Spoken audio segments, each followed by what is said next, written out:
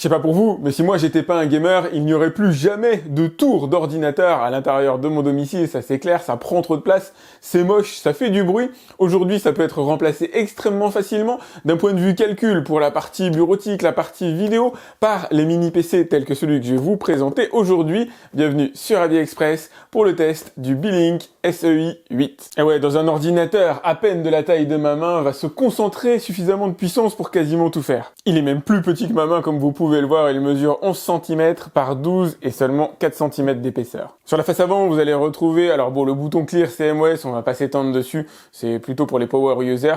Ici, vous avez deux ports USB 3, un port USB-C 2.0, une sortie jack et bien sûr le bouton d'allumage de l'ordi. À l'arrière, vous allez retrouver l'évacuation de l'air. Vous avez ici une prise Ethernet RJ45 gigabits. Vous avez de l'USB 3, encore une fois, ça fait 4 ports au total, 2 ports HDMI pour pouvoir brancher 2 écrans, c'est de la HDMI 2.0, et bien sûr la prise électrique française. La voilà d'ailleurs, et ce qui est cool, c'est que 2 câbles HDMI ont été fournis, un court d'environ 20 cm et un long d'environ 80 cm. Côté critique, je vais pas l'attaquer sur l'absence du Thunderbolt 3 pour la partie USB-C. Attention pour la partie 4K à l'arrière, puisque vous allez pouvoir relier le mini PC à une télé 4K, l'image sera diffusée en 30 Hz uniquement. Côté hardware, comprenez composants informatiques. Alors, fonction de la configuration que vous allez choisir, vous allez retrouver une ou deux barrettes de RAM. Là, moi, j'ai 2 x 8 Go, donc 16 Go au total. Et je vous conseille de pas dépasser ce chiffre, 32 Go. Ça sert absolument à rien dans ce genre d'ordinateur. Vous allez retrouver ici derrière le petit dissipateur thermique un SSD NVMe signé Kingston. Le A2000, on fera des tests ensemble. Et bien caché sur la coque, un autre port pour pouvoir brancher un disque en SATA 3. J'ai hâte de voir ce que donne le SSD en matière de vitesse de débit. Vous allez pouvoir retrouver l'ordinateur en deux configurations avec des prix relativement différents, soit avec un Intel Core i5 de 8e génération à l'intérieur, soit un Intel Core i3 de 8e génération. C'est ce qu'on va tester aujourd'hui et c'est vrai que le prix est quand même ultra intéressant. Bon, après niveau branchement, vous risquez pas d'être particulièrement dépaysé. Je vais mettre hop, prise électrique alors française, donc courant 220 volts, classique ici. Je vais brancher ma souris, plutôt à l'arrière de préférence pour éviter de voir les câbles, brancher mon clavier, idem si je le mets dans le bon sens, et enfin l'écran en HDMI. Donc moi j'ai un écran 2K signé Samsung, c'est le G5. Bon ben à partir de là, j'ai plus qu'à m'amuser à paramétrer Windows qui est en français évidemment. Comme d'habitude, la première chose que je fais, c'est réaliser les mises à jour de Windows, donc via Windows Update, et puis je voulais vérifier si jamais l'ordinateur est compatible Windows 11, et visiblement il l'est. Et bien du coup, on va être moderne, je vais pas le tester sous Windows 10, je vais le tester directement sous Windows 11, je vais me faire l'installation. Pendant un instant, j'ai failli oublier le test rituel, on va faire le démarrage de l'ordinateur ensemble, voir en combien de temps il s'allume normalement avec le SSD NVMe qui est à l'intérieur. Je m'attends à ce que l'ordinateur démarre en moins vite que ça. Je m'attendais à ce qu'il démarre en à peu près une quinzaine de secondes. Il a mis, une dizaine de secondes à arriver jusqu'à cet écran-là. Et 10-12 secondes pour arriver jusqu'au bureau de Windows, c'est très bon. Et côté NVMe, pour le tester, j'ai lancé Crystal Disk Mark, comme d'habitude, qui nous donne un score en lecture de 2200 mégabits par seconde. Là, vous avez le truc qui se fait en live. Comme ça ne parlera pas à tout le monde, je vous dégrossis le tableau. Un disque dur à l'ancienne, ceux qui tournent ici font du 100 mégabits par seconde. Les SSD entrée de gamme font du 500 mégabits par seconde. Le milieu de gamme va faire du 2000 à 4000 mégabits par seconde. Le haut de gamme va faire du 6000 à éventuellement 8000. Ok, mais concrètement, qu'est-ce que ça veut dire? Ça veut dire que vous allez pouvoir lancer vos applications extrêmement rapidement. Alors là, je vous montre avec Chrome, Edge qui sont probablement préchargés. Steam ne doit pas l'être. Mais l'ordinateur, c'est une balle. Oui, contrairement à ce que l'instinct nous commande de penser, ce n'est pas le processeur qui fait forcément la rapidité de l'ordinateur, mais c'est bien l'efficacité du disque à l'intérieur, du SSD là pour le coup, puisque c'est lui qui va transmettre les informations au processeur. Le processeur va les calculer effectivement, sauf que si ces informations sont transmises lentement, l'ordinateur sera lent, même si vous avez un processeur surdimensionné à l'intérieur. Ce qui m'a étonné, c'est que cet ordinateur-là s'est démarré plus rapidement que mon Chewy RZ que j'ai testé il y a quelques jours, qui pourtant est un monstre en matière de puissance et qui a le même SSD à l'intérieur. Regardez, voilà un test qui va probablement fortement vous intéresser. J'ai lancé une vidéo sur YouTube, comme vous pouvez le voir, vidéo en Full HD, et l'idée c'est de voir la consommation du processeur pendant la lecture de cette vidéo. Donc là, je suis à 14-12% d'utilisation du processeur, avec quelques fluctuations par rapport aux autres tâches qui se font en toile de fond.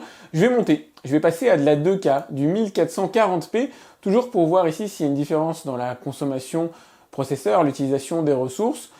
Je suis au plus bas, à 8, 12%, 17%, ça fluctue, 5%. Donc vous pouvez le voir, c'est pas du tout un problème de lire ce genre de flux pour cet ordinateur. Mon écran, lui, est en 2K. Là, je vais monter par contre en définition 4K, ce qui est jouable sur un ordinateur.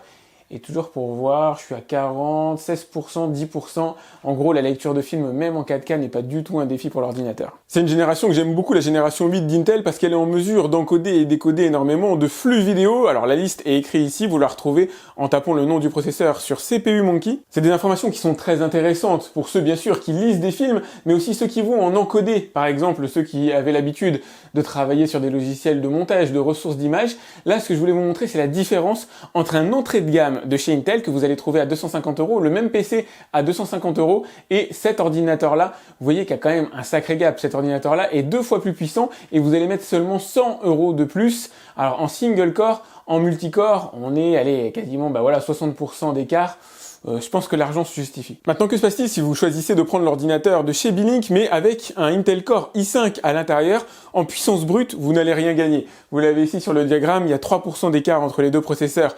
C'est en multitâche, c'est-à-dire la capacité de l'ordinateur à effectuer plusieurs choses en même temps, que là, vous allez gagner un petit peu. Maintenant, c'est pas forcément nécessaire. Si vous faites de la vidéo, de la bureautique essentiellement, croyez-moi, le i3 est largement suffisant. Par contre, si vous êtes du genre à faire plusieurs choses en même temps, comme par exemple de la visio, streamer, travailler, être sur Office, en même temps regarder des vidéos sur YouTube, regarder des vidéos sur Netflix, là il vous faudra peut-être des processeurs type i5, i7. D'ailleurs, tant qu'on est sur le sujet, la bureautique c'est les doigts dans le nez pour cet ordinateur, que ce soit Excel, PowerPoint, la suite Office de manière générale, Photoshop ou la retouche d'image légère, jusqu'à éventuellement la conception de vidéos, où là, bon, on va plutôt avoir tendance à se diriger vers des machines un petit peu plus costauds, mais personnellement, mes montages d'ordinateur, je les ai faits sur un i5 de 8e génération. Preuve que l'ordinateur est parfaitement capable. Là, on est sur un i3, mais si j'avais envie de faire du montage, j'y arriverais. C'est juste le temps que je vais allouer à la compression qui sera plus long que sur un autre ordinateur, d'autant qu'il n'y a pas de carte graphique dédiée à l'intérieur ici. On est sur un iGPU, c'est-à-dire une carte graphique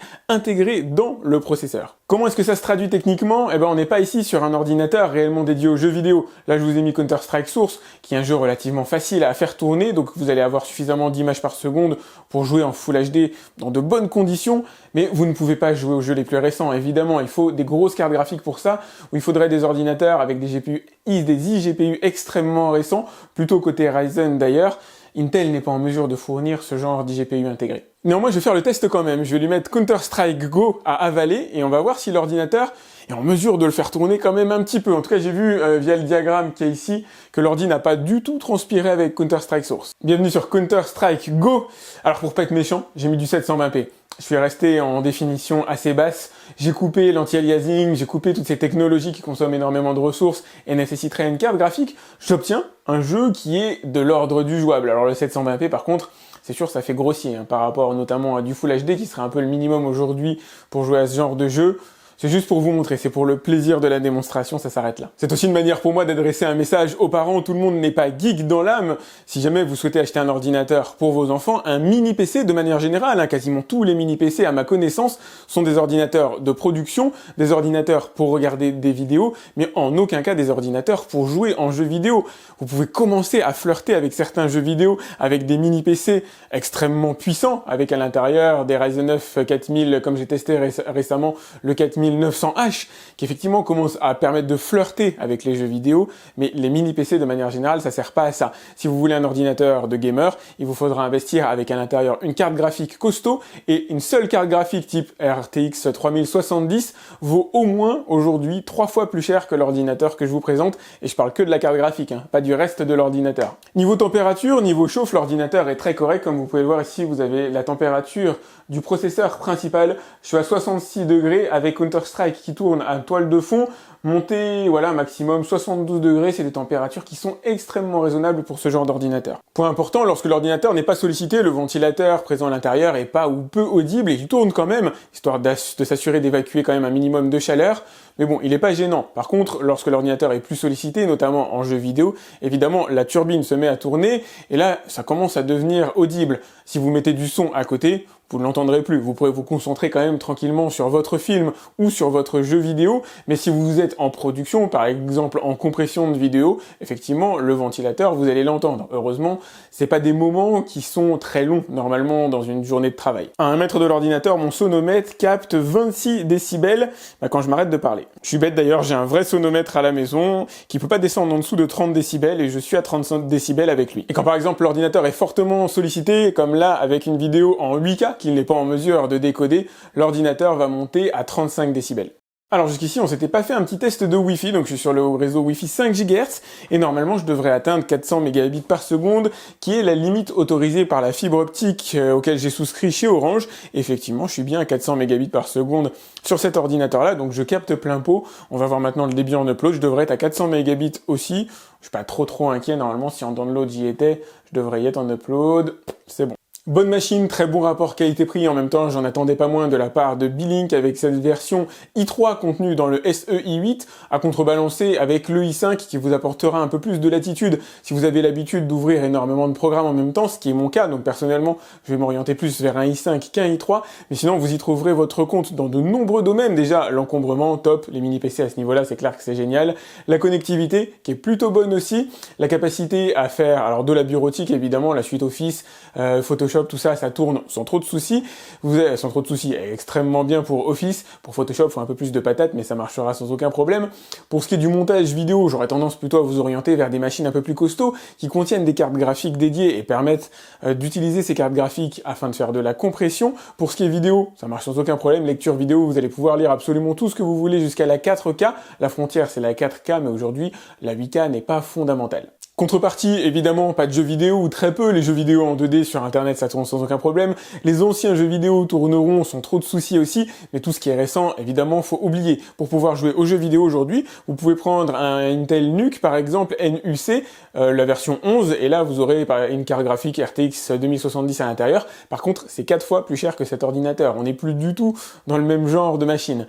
Vous avez le ventilateur, qui se fait entendre forcément lorsque l'ordinateur est sollicité. Ça reste encore tout à fait acceptable. Il a pas beaucoup de défauts cet ordinateur, c'est maîtrisé, mais bon, c'est normal de la part de Beelink, ça m'étonne pas.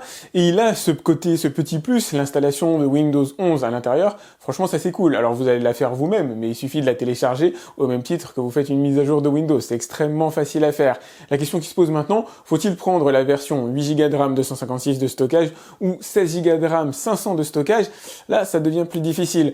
Pour moi, si vous n'êtes pas un power user, si vous faites que regarder des vidéos, un peu de bureautique, voilà, Office, faites du 8 Go 250 de stockage, c'est largement suffisant. Si vous avez besoin de plus à un moment donné, alors la montée de version est faisable, faut être un petit peu à l'aise en composants informatiques, mais il y a 4 vis à retirer et à mettre la bonne barrette de RAM à l'intérieur, c'est encore de l'ordre du faisable. Idem pour le NVMe, c'est pas très difficile à installer, d'autant que moi je vais plutôt vous conseiller de garder le 256 en NVMe et de mettre un disque dur externe, plutôt pour sauvegarder vos données précieuses. Ça c'est la configuration que j'utiliserai. Maintenant, 16 Go de RAM, ça commence à devenir assez intéressant et assez utile, notamment avec Windows 11, et si vous commencez à utiliser des fonctionnalités un peu plus avancées, comme par exemple du multitâche, faire beaucoup de choses en même temps, utiliser Photoshop, etc., du montage vidéo, la 16 Go de RAM, pour moi ça s'impose. Après, pour la partie 256 ou 500 Go de stockage, à mon avis, ça dépend plus de vous, de vos besoins, mais 256 c'est bien, et utiliser un stockage externe pour vraiment les données importantes. J'espère que vous avez apprécié ce test, c'est une très belle machine, si c'est le cas, n'hésitez pas à le liker, c'est important pour moi. Pensez aussi à vous abonner à ma chaîne si c'est pas déjà fait, à cliquer sur la cloche pour être alerté lorsque je lance une nouvelle vidéo. Si vous avez des questions concernant l'ordinateur, vous pouvez me les laisser directement dans les commentaires de la vidéo YouTube. Bien sûr, vous avez le lien pour voir son prix, comme d'habitude, dans la description de la vidéo. Et je vous dis, hop, je pose l'ordinateur. À très vite pour un autre test sur AliExpress. Salut!